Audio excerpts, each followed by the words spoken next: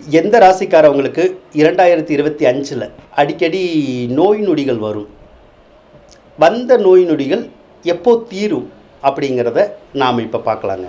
பொதுவாக கடகராசிக்காரவங்களை எடுத்துக்கிட்டிங்கன்னா ஏற்கனவே உங்களுக்கு அடிக்கடி ஏதாவது ஒரு விஷயத்தில் நோய் நொடி வந்துக்கிட்டே இருக்கும். இவ்வளவு காலம் நீங்கள் நல்லா தான் இருந்திருப்பீங்க. ஆனால் இப்போ பார்த்தீங்கன்னா ஏதாவது ஒரு நோய் நொடி இருக்கும், ஏதாவது ஒரு வம்பு வழக்கு இருக்கும். உங்களுக்கே நோய் நொடி இல்லைனாலும் உங்களுடைய கணவன் அல்லது மனைவிக்கு அந்த மாதிரி நோய் நொடி தொந்தரவு நிறையா இருக்கும்.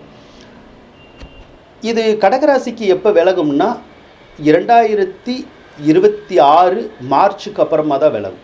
அது வரைக்கும் அந்த நோய் தாக்கங்கள் உங்களுக்கு கொஞ்சம் இருக்கதான் செய்யும்.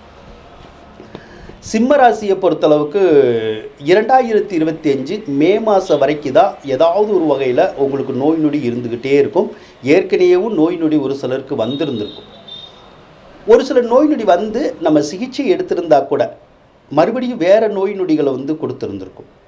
அப்போ அந்த நோய் நொடி இல்லாத காலம், நோய் நொடிகளுக்கான தீர்வுகள் எல்லாமே 2025 மே மாதத்துக்கு அப்புறமா உங்களுக்கு கிடைக்குங்க.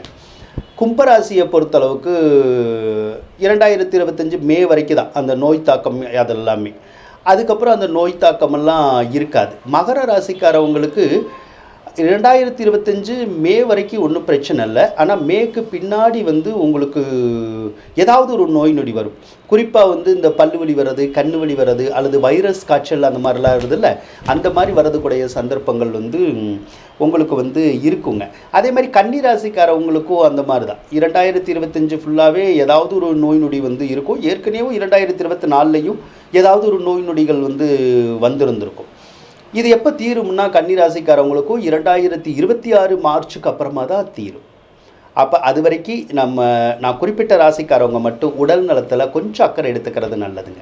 அதேமாதிரி நோய் நொடி இருக்கே அதை அப்படின்னு நினச்சிக்கிட்டு இருந்தால் பரவாயில்ல அப்படின்னு சொல்லி அசால்ட்டாகவும் இருக்கக்கூடாது. ஏதாவது ஒரு வகையில் சிகிச்சை எடுத்துடணும், சின்ன விஷயமா இருக்கிற போதே. அப்படிங்கிற போது நமக்கு பிரச்சனையிலேருந்து தவிர்த்தரலாம். பெரிய தொந்தரவுகள் வராமல் நம்மளால் பாதுகாத்துக்கலாம். அதனால் முடிஞ்ச அளவுக்கு உடல் சுகத்தின் மேலே அக்கறை காட்டுறது நல்லதுங்க.